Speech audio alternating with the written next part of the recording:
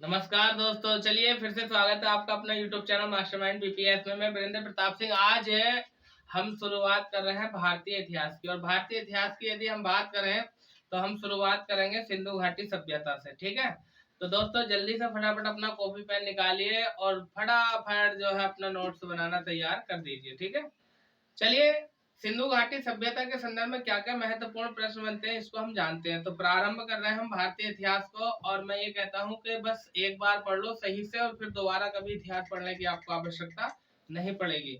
तो आज का हमारा टॉपिक सिंधु घाटी सभ्यता।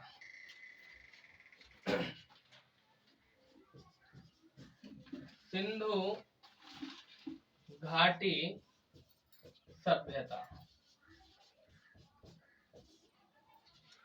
देखिए, सिंधु घाटी सभ्यता से क्या क्या महत्वपूर्ण प्रश्न बनते हैं। सबसे पहले यदि हम बात करें सभ्यता की, तो प्रश्न आता है कि सबसे प्राचीन सभ्यता विश्व की कौन सी मानी जाती है। तो विश्व की सबसे प्राचीन सभ्यता मानी जाती है मेसोपोटामिया की सभ्यता।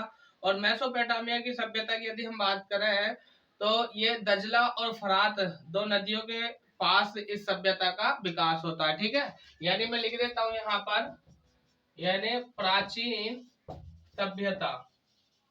प्राचीन सभ्यता जो है वो मिस्र की सभ्यता है,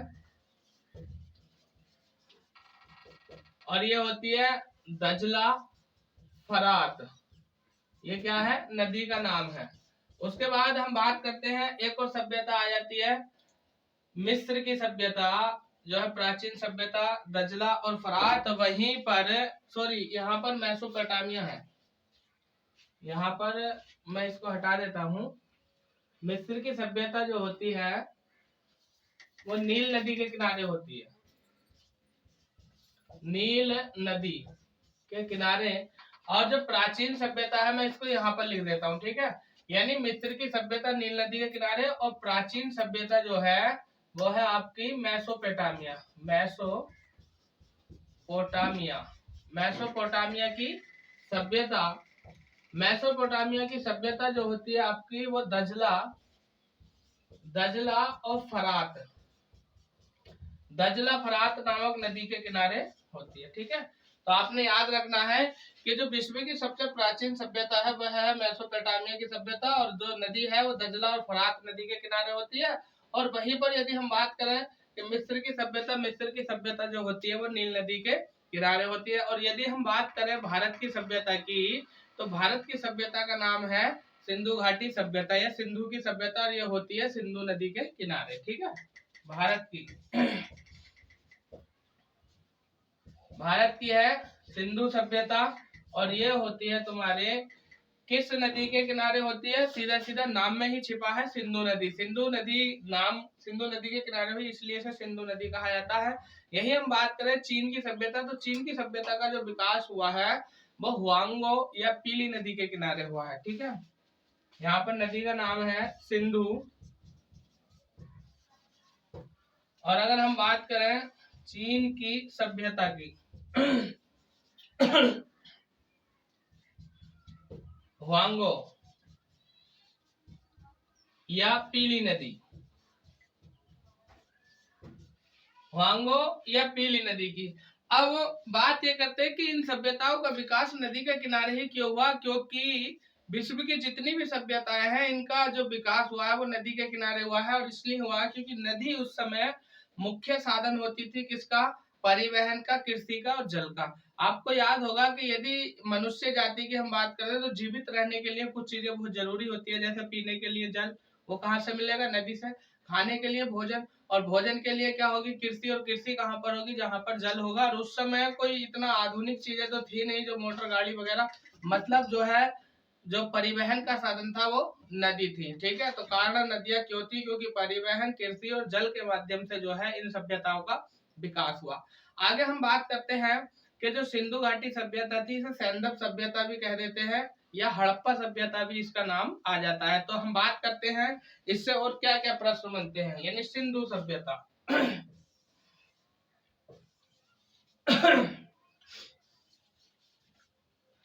सिंधु घाटी सभ्यता का दूसरा नाम जो मिलता है वो सैंधव सभ्यता मिलता है। सैंधव सभ्यता, या इसी का दूसरा नाम मिलता है हड़प्पा सभ्यता। सबसे पहले हम बात करते हैं कि सिंधु सभ्यता की लिपि कैसी थी।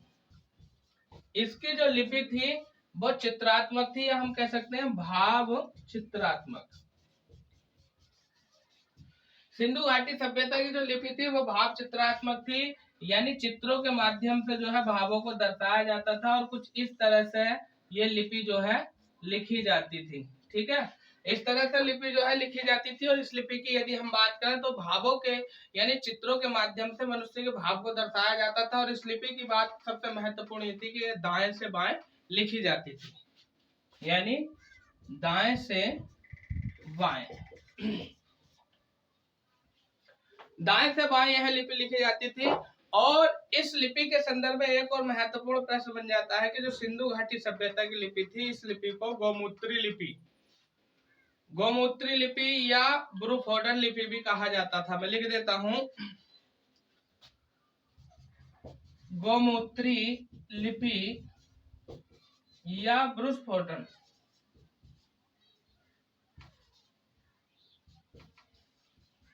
लिपि, ये दो नाम भी इसी लिपि के मिलते हैं। और यदि हम बात करें तो यहाँ से एक महत्वपूर्ण प्रश्न ये भी बनता है कि इस लिपि को शिल्पकार लिपि भी कहा जाता है।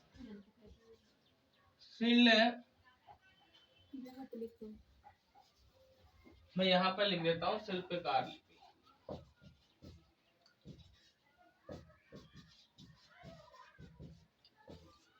शिल्पकार लिपि। आगे हम बात करते हैं अगले प्रश्न की कि अगला प्रश्न क्या बनता है कि इस लिपि के लिए, जैसे आपको याद होगा कि इस लिपि के जो साक्ष्य मिले हैं, जो सिंधु सभ्यता की लिपि है, भाव चित्रात्मक लिपि, इस लिपि के जो साक्ष्य मिले हैं वो हड़प्पा से मिले हैं। और हड़प्पा की यदि हम बात करें तो हड़प्पा में एक कब्रिस्तान, और कब्रिस्तान में एक समाधि जिस पर लिखा हुआ है एच, यानी एच जैसा वर्ण बना हुआ है, तो एच आकार की समाधियां। और यहीं से हम बात करते हैं तो इस भाव चित्रात्मक लिपि के जो सबसे ज्यादा अक्षर मिलते हैं वो उल्टा यू के आकार के मिलते हैं। ठीक है, यानी लिपि के साक्ष्य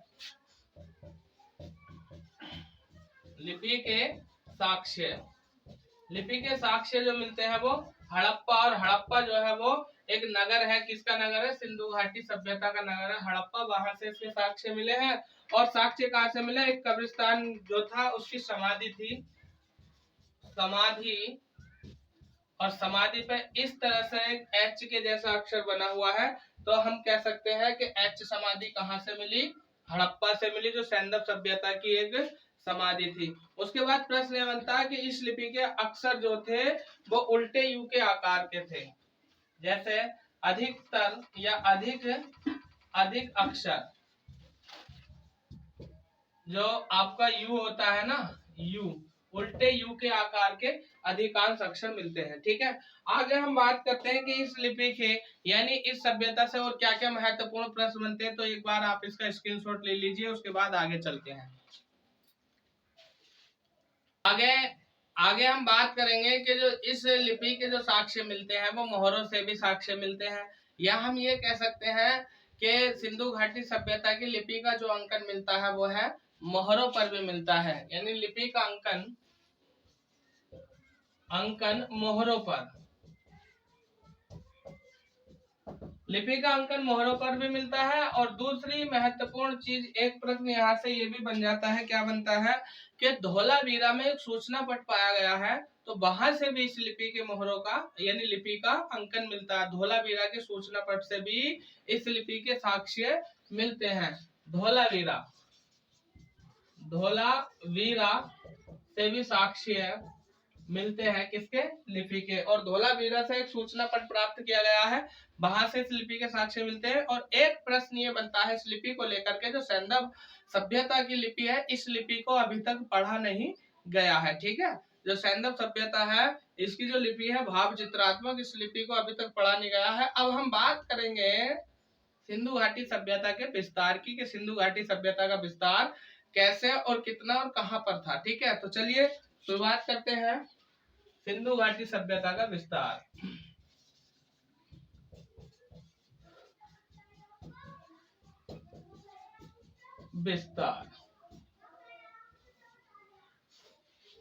विस्तार को लेकर के पहला प्रश्न ये बनता है कि मुख्य रूप से इसका विस्तार हमें 3 देशों में मिलता है।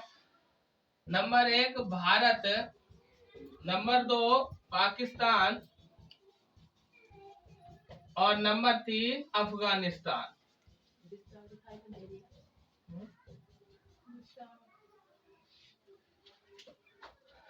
3 देशों में मुख्य रूप से इसका विस्तार मिलता है सिंधु घाटी सभ्यता का, भारत, पाकिस्तान और अफगानिस्तान। यदि हम बात करें कि सिंधु घाटी सभ्यता के सर्वाधिक स्थल इनमें से किस देश में खोजे गए, तो सिंधु घाटी सभ्यता के सर्वाधिक स्थल जो खोजे गए वह है भारत से खोजे गए। ठीक है, सर्वाधिक स्थल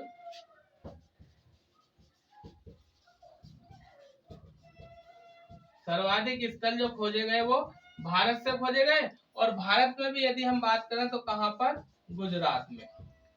सिंधु घाटी सभ्यता के सर्वाधिक स्थल भारत से खोजे गए और भारत में कहां पर, गुजरात में। और यहीं पर हम बात करें कि सिंधु घाटी सभ्यता के सबसे कम स्थल जो खोजे गए, वो अफगानिस्तान से। सबसे कम स्थल जो प्राप्त किए गए हैं वह अफगानिस्तान से प्राप्त किए गए। अब हम बात करेंगे इसकी कि जो सिंधु घाटी सभ्यता है, इस सिंधु घाटी सभ्यता का संपूर्ण क्षेत्रफल कितना था। तो संपूर्ण क्षेत्रफल की यदि हम बात करें तो 12,99,600 वर्ग किलोमीटर इसका विस्तार था। 12,99,600 वर्ग किलोमीटर संपूर्ण सिंधु घाटी सभ्यता का विस्तार, यानी हम कह सकते हैं इसको क्षेत्रफल की दृष्टि से। क्षेत्रफल, कितने क्षेत्रफल में सिंधु घाटी सभ्यता का विस्तार था वो ये है। और वर्तमान में यदि हम बात करें तो लगभग 16,117 वर्ग किलोमीटर बैठेगा। वर्तमान में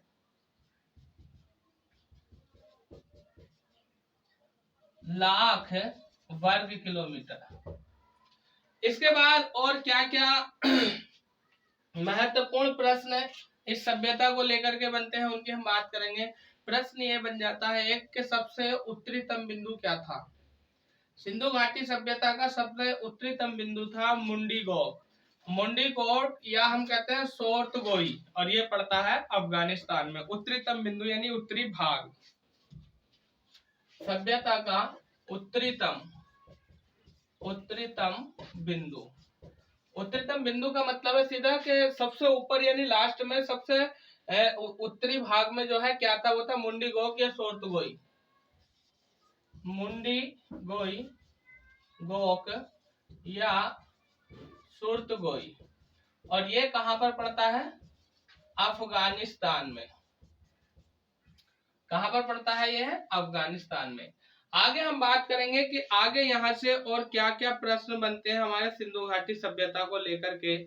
तो अब तक की यदि हम बात करें सिंधु घाटी सभ्यता के संदर्भ में सबसे महत्वपूर्ण प्रश्न एक ये बन जाता है कि अब तक जो है 28,000 स्थल इसके प्रकाश में आ चुके हैं, या हम कह सकते हैं कि सिंधु घाटी सभ्यता के 28,000 स्थलों को अब तक खोजा जा चुका है। ठीक है, अब तक 28,000 स्थल इसके प्राप्त किए जा चुके हैं या प्रकाश में आ चुके हैं। ठीक है, एक प्रश्न ये बन जाता है। आगे हम बात करेंगे कि सिंधु घाटी सभ्यता का आकार कैसा था। आकार में यहाँ पर लिख रहा हूँ, सिंधु घाटी सभ्यता का आकार जो था वो त्रिभुजाकार था, यानी त्रिभुजाकार। सिंधु घाटी सभ्यता का आकार त्रिभुजाकार था और वर्तमान में आकार की यदि हम बात करें तो समचतुर्भुजाकार। वर्तमान आकार सम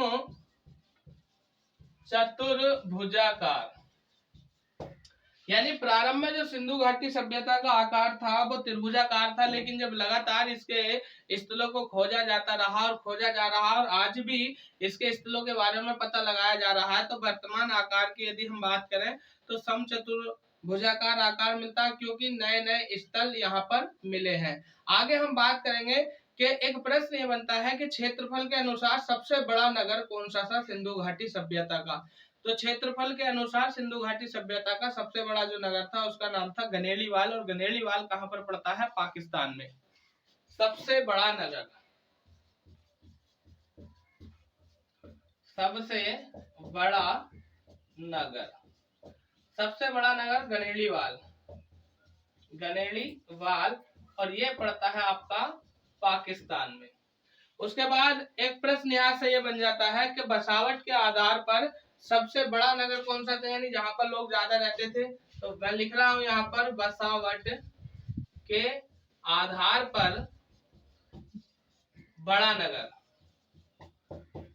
बसावट के आधार पर जो बड़ा नगर मिलता है उसका नाम था मोहनजोदड़ो, और मोहनजोदड़ो कहाँ पर पड़ता है, पाकिस्तान में। ठीक है, मोहनजोदड़ो, और मोहनजोदड़ो पड़ता है आपका पाकिस्तान में। एक प्रश्न यहाँ से ये भी बन जाता है कि भारत में जो बड़ा नगर है सिंधु घाटी सभ्यता का, भारत में सबसे बड़ा नगर जो है वह है धोलेवीरा और राखीगढ़ी। भारत में धोलावीरा व राखीगढ़ी। ठीक है दोस्तों, उसके बाद हम बात करते हैं कि जो हमारी सैंधव सभ्यता है इसमें जो है प्रजातियां, यानी मनुष्य की जो प्रजातियां हैं वो कितने प्रकार की। तो सिंधु घाटी सभ्यता में 4 प्रकार के मनुष्यों की प्रजातियां पाई जाती हैं। ठीक है, प्रजातियां 4 प्रकार की प्रजातियां पाई जाती हैं। और मुख्य रूप से एक प्रश्न इस सभ्यता को लेकर के ये बन जाता है कि जो सिंधु घाटी सभ्यता थी वो कैसी सभ्यता थी, यह नगरीय सभ्यता थी। सिंधु घाटी सभ्यता नगरीय सभ्यता, सिंधु घाटी सभ्यता नगरीय सभ्यता थी। ठीक है, और यदि हम बात करें तो जैसे कि आपको पता होगा कि इस सभ्यता के लोग नगरीय थे, यानी नगर में रहते थे, या यहाँ से कई नगरों के जो है निर्माण मतलब जो है साक्ष्य मिलते हैं। और प्रश्न ये बनता है कि इस सभ्यता के जो नगरीय लोग थे वो बहुत ही अत्यधिक रूप से, मतलब कह सकते हैं अत्यधिक जो है खुशहाल जीवन जीते थे।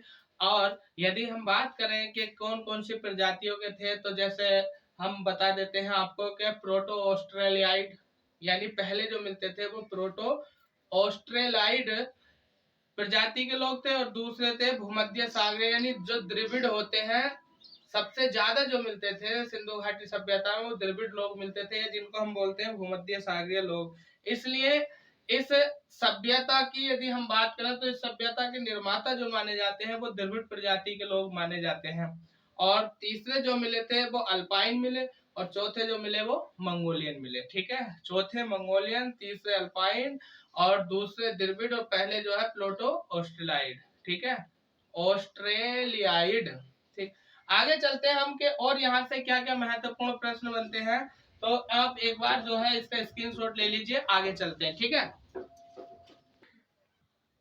अब हम बात करेंगे कि जो सिंधु घाटी सभ्यता है, सिंधु घाटी सभ्यता के कौन कौन से पुरातत्व स्थल जो है कहाँ से प्राप्त किए गए।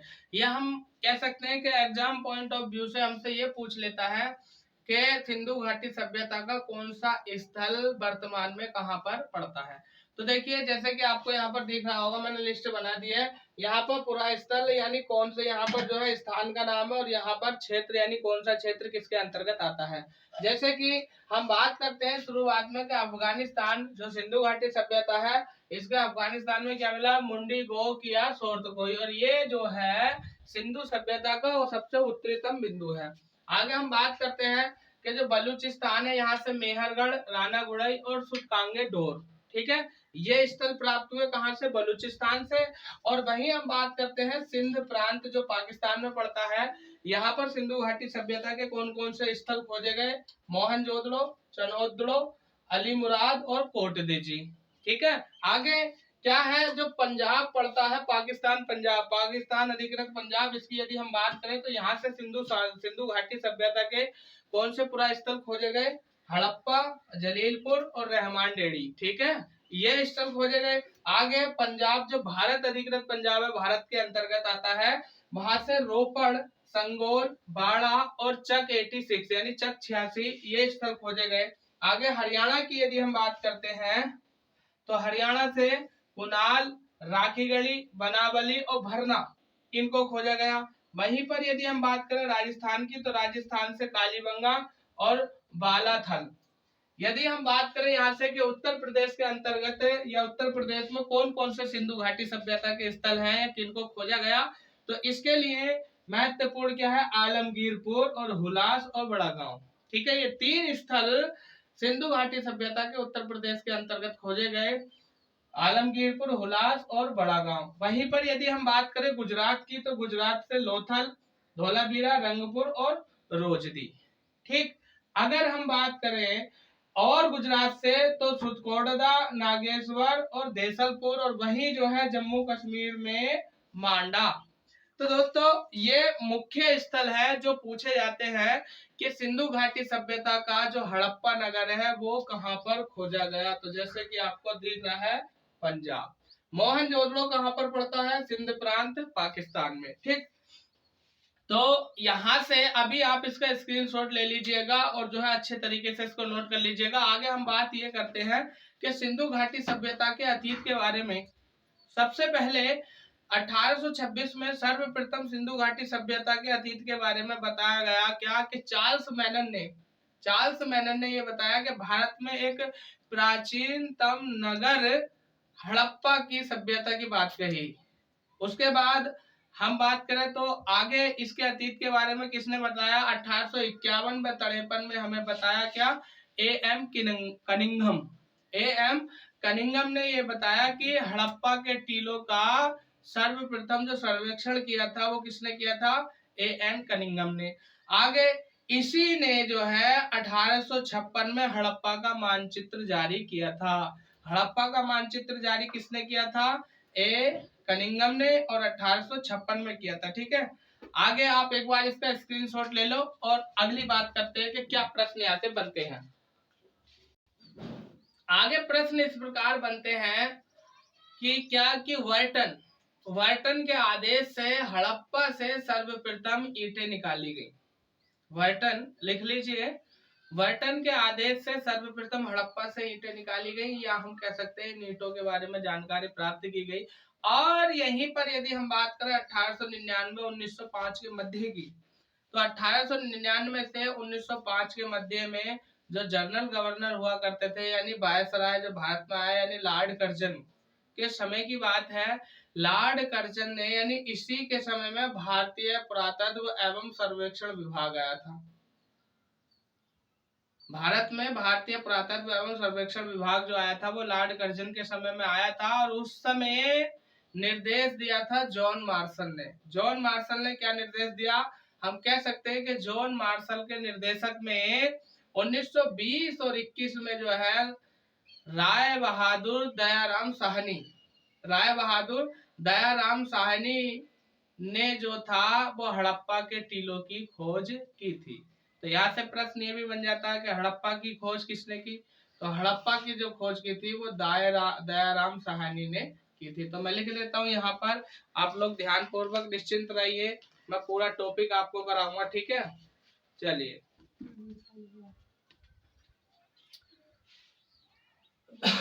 बोर्ड दिखाई दीजिए।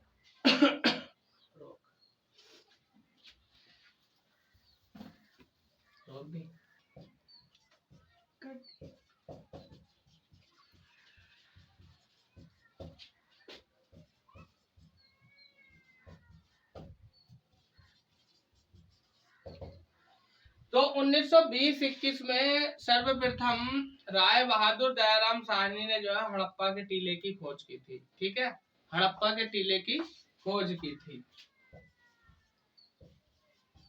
हड़प्पा टीले की खोज की थी। उसके बाद एक और महत्वपूर्ण प्रश्न ये बनता है कि राखल दास बनर्जी ने जो है मोहनजोदड़ो की खोज की थी 1922 में, यानी 1922 में राखल दास बनर्जी मोहनजोदड़ो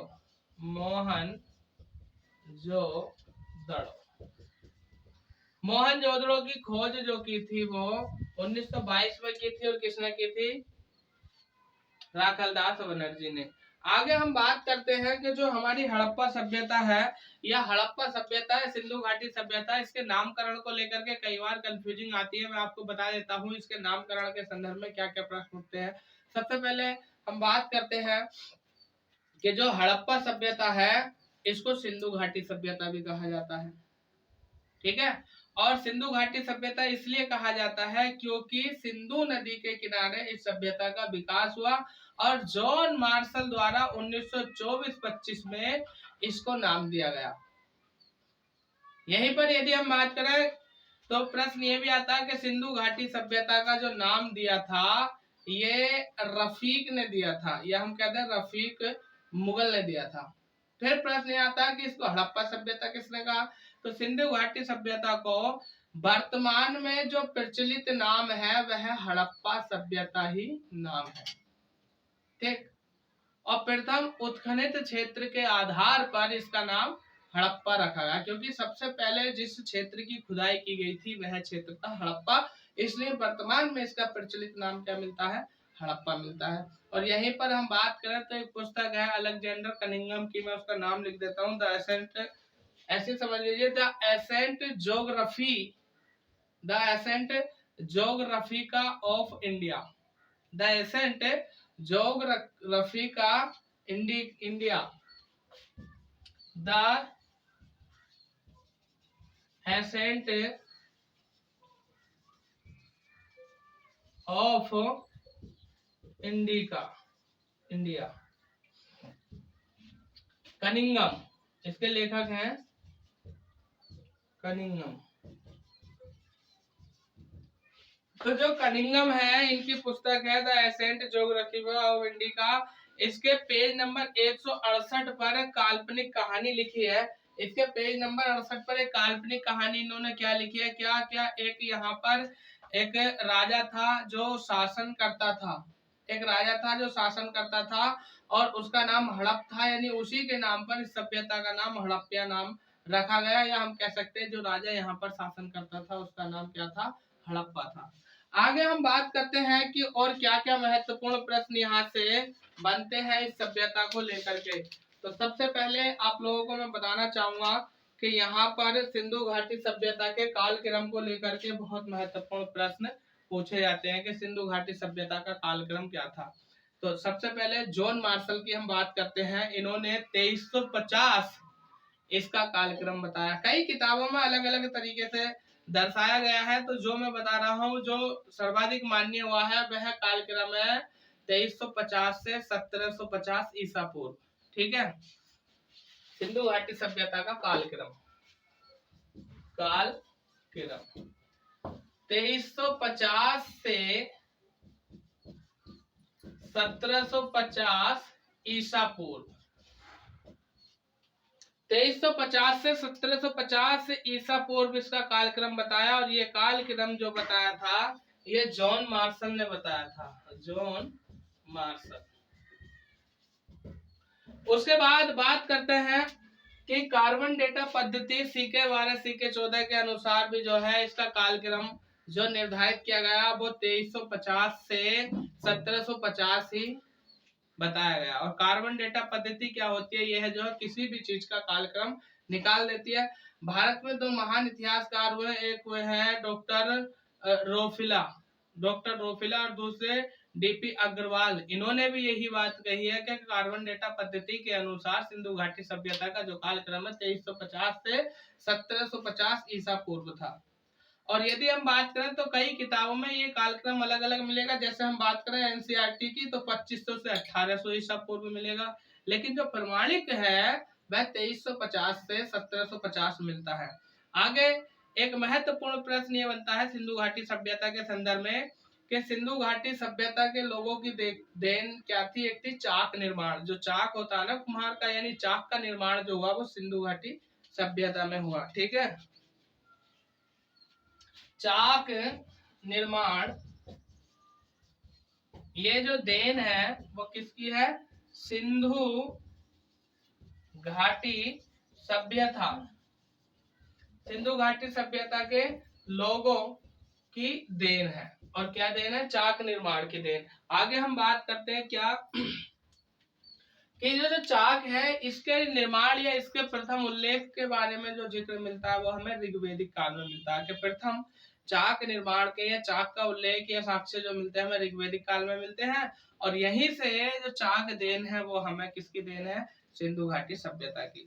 आगे हम बात करते हैं क्या कि यहाँ पर भवनों के साक्ष्य भी मिले हैं, या हम ये कह सकते हैं भवन निर्माण की सामग्री बलूचिस्तान से मंगाते थे। ये लोग जो भवन बनाते थे, भवन या मकान, भवन की सामग्री कहां से मंगाते थे, बलूचिस्तान। भवन निर्माण की सामग्री जो है बलूचिस्तान से मंगाते थे, और साथ ही साथ गुजरात से भी भवन निर्माण की सामग्री मंगाते थे सिंधु घाटी सभ्यता के लोग। और सिंधु घाटी सभ्यता की सबसे बड़ी इमारत की यदि हम बात करें, बड़ी इमारत, और वह बड़ी इमारत क्या थी, बंदरगाह। और बंदरगाह कौन सा जो है उसका नाम है लोथल। और लोथल जो बंदरगाह पड़ता है, ये कहाँ पर पड़ता है, गुजरात में। सिंधु घाटी सभ्यता की जो बड़ी इमारत की बात करें तो वह है आपका बंदरगाह। और बंदरगाह यानी या कहते हैं, हम सीधा सीधा आपसे नाम पूछ लेगा लोथल का। और लोथल जो वर्तमान में पड़ता है वह, इसको जो है डाक यार्ड भी कहा जाता है, डाक यार्ड या शिप यार्ड। ठीक है, आगे बात करते हैं कि भारत के सबसे बड़े स्थल। तो भारत के अंदर जो सबसे बड़े स्थल मिले उसका मैंने बता दिया, एक बार फिर लिख देता हूँ। भारत में सिंधु घाटी सभ्यता के बड़े स्थल, तो जैसे कि आपको बता दिया गया था अभी क्या, कि धोलावीरा, राखीगढ़ी और कालीबंगा। धोलावीरा, राखीगढ़ी और कालीबंगा। तो आप एक बार इसका भी स्क्रीनशॉट ले लो, और उसके बाद हम आगे चलते हैं। यहीं पर एक प्रश्न ये बन जाता है कि भारतीय पुरातत्व विभाग की स्थापना कब की गई। तो भारतीय पुरातत्व विभाग की स्थापना 1861 में की गई, और A.M. कनिंघम के निर्देशक में की गई। या हम ये कह सकते हैं कि उस समय जो जनरल था वह जीजी यानी वायसराय जो था वो लॉर्ड कैनिंग था। ठीक है, लॉर्ड कैनिंग। भारतीय, देखिए